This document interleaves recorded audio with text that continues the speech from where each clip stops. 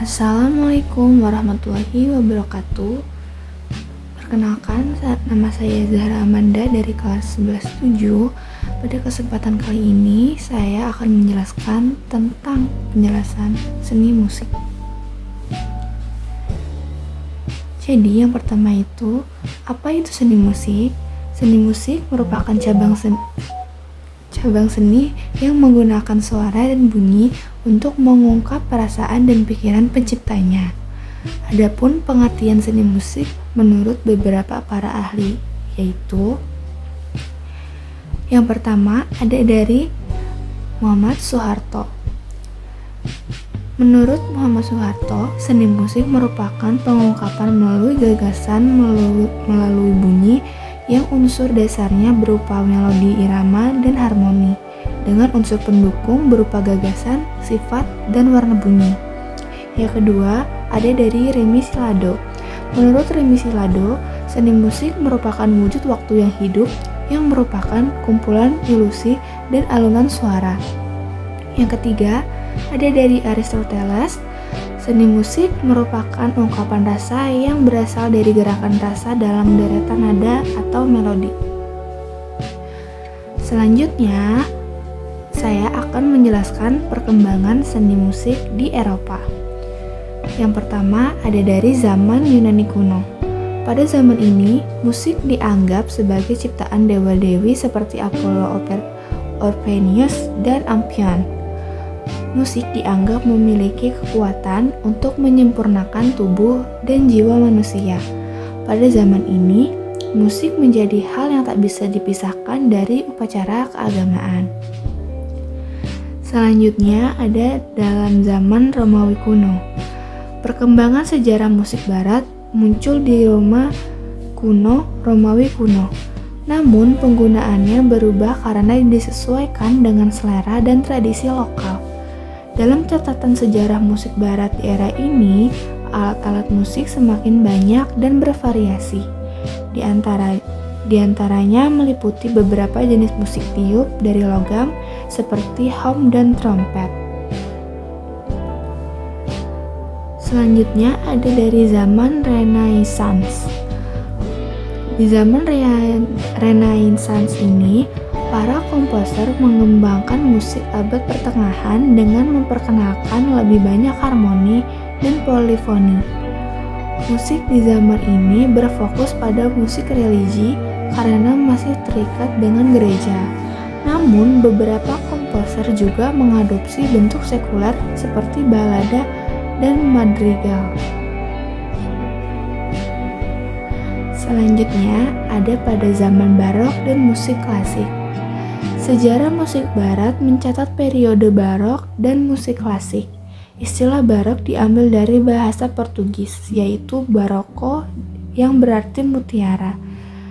Istilah barok hanya digunakan untuk memberi identitas bagi sebuah masa perkembangan seni musik pada 1600-an hingga 1750-an. Lalu selanjutnya ada zaman romantik. Periode sejarah musik barat selanjutnya ialah zaman romantik.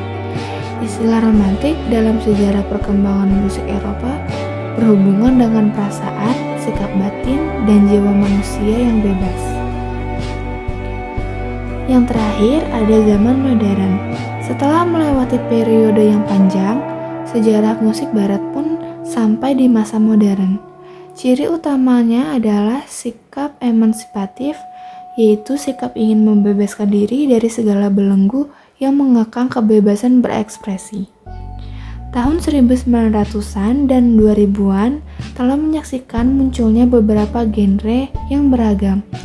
Lahirnya aliran musik seperti pop, rock and roll, metal, jazz, dan lainnya tidak terlepas dari benang merah yang menghubungkan perkembangan musik dalam sejarah musik barat. Nah, tadi saya sudah menjelaskan tentang perkembangan seni musik di Eropa. Kali ini, saya akan menjelaskan perkembangan seni musik di Asia. Yang pertama, ada musik tradisional. Asia memiliki berbagai tradisi musik yang beragam. seperti musik gamelan di Indonesia, musik raga di India, dan musik gagaku di Jepang. Masing-masing tradisi ini memiliki sejarah panjang dan aturan-aturan yang ketat, serta terus dilestarikan dan terus dikembangkan oleh para seniman. Selanjutnya, ada pengaruh budaya dan agama. Musik di Asia selalu erat dengan kebudayaan dan agama. Misalnya, musik Sufi di Asia Selatan digunakan sebagai sarana untuk mendekatkan diri kepada Tuhan. Sementara musik istana di Asia Timur seringkali digunakan untuk upacara-upacara kerajaan. Pengaruh ini membentuk karakteristik unik dari musik berbagai wilayah di berbagai wilayah Asia. Perkembangan seni musik di Asia selanjutnya ada interaksi global dan modernisasi. Interaksi dengan budaya luar dan globalisasi telah membawa pengaruh besar pada perkembangan musik di Asia. Munculnya genre-genre modern seperti pop, rock, dan hip hop telah menciptakan perpaduan antara tradisi dan inovasi sehingga menghasilkan musik yang menarik dan relevan bagi generasi saat ini. Contohnya adalah K-pop di Korea Selatan dan J-pop di Jepang yang telah meraih popularitas global. Kesimpulan di antara keduanya, aka antara sejarah seni musik, perkembangan seni musik di Asia dan di Eropa. Menurut saya, seni rupa di Asia dan Eropa berkembang melalui jalur yang berbeda, dipengaruhi oleh faktor geografis, agama, filosofi, dan interaksi budaya. Namun keduanya memiliki kesamaan dalam perkembangan masing-masing.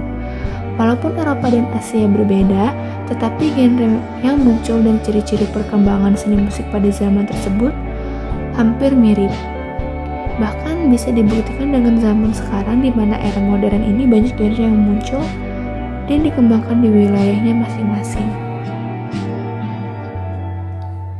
Selanjutnya, saya akan menjelaskan jenis alat musik. Jadi, jenis alat musik itu ada 3. Yang pertama ada alat musik melodis, yang kedua ada alat musik ritmis, yang ketiga ada alat musik harmonis. Jadi yang pertama apa sih alat musik melodis itu? Alat musik melodis itu adalah instrumen yang mampu menghasilkan nada dan melodi. Berbeda dengan alat musik ritmis yang hanya menghasilkan irama dan berfungsi untuk memainkan susunan nada-nada dalam sebuah lagu. Lalu, apa sih arti alat musik ritmis? Alat musik ritmis adalah alat musik yang tidak menghasilkan nada atau memiliki tangga nada yang terbatas. Alat musik ini menghasilkan irama yang berkaitan dengan ketukan dan birama.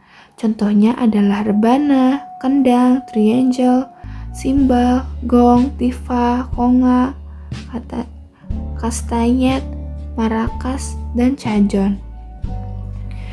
Lalu selanjutnya ada alat musik harmonis. Alat musik harmonis adalah alat musik yang berfungsi untuk menciptakan harmoni dalam sebuah lagu, yaitu dengan memainkan 2 atau lebih nada secara bersamaan, sehingga menghasilkan perpaduan nada yang indah dan kaya. Contohnya adalah gitar. Lalu apa sih fungsi-fungsi dari alat musik tersebut? Yang pertama, fungsi dari alat musik melodis adalah untuk mengatur nada dalam lagu atau musik, serta mengiringi lagu dan musik.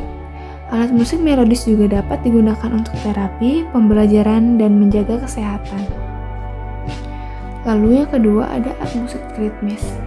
Alat musik ritmis berfungsi untuk mengatur ritme atau irama lagu, menentukan tempo, dan sebagai penanda bagian lagu, serta melengkapi alat musik melodis agar musik terdengar lebih harmonis. Lalu yang terakhir, alat musik harmonis. Fungsi utama yang diberikan oleh alat musik harmonis adalah memperindah sebuah lagu dan menjadi melodi pengiring musik, sehingga paduannya menjadi lebih enak didengar di telinga dibandingkan hanya ketukan dari alat musik pukul saja. Lalu selanjutnya ada jenis-jenis sumber bunyi. Yang pertama ada idiofon. Sumber bunyinya berasal dari getaran badan alat musik itu sendiri. Misalnya gong, angklung, dan marimba. Yang kedua ada aerofon. Sumber bunyinya berasal dari hembusan udara pada rongga, misalnya seruling, harmonika, dan trompet.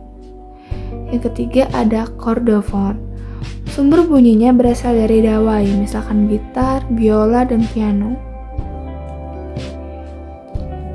Yang keempat ada membranofon. Sumber bunyinya berasal dari selaput atau membran, misalnya drum, kendang, dan tamborin. Lalu yang terakhir ada elektrofon. Sumber bunyinya dibangkitkan oleh tenaga